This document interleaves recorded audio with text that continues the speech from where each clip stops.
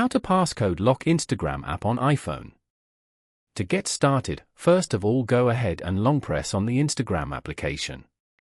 From the menu that appears, tap on the Require Face ID option at the top. A confirmation pop-up will appear, explaining that the app will require Face ID or your passcode to open. Tap on the Require Face ID button to confirm this setting. Now, whenever you try to open the app, you will be prompted for authentication. The screen will show Face ID required to open the application. If Face ID fails, it will give you the option to try again.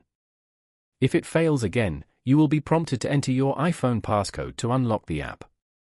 Following these steps, you can easily lock Instagram with Face ID on an iPhone. Thank you for watching. Please leave a like if this tutorial helped you, or leave a comment below if you have any questions related to the video.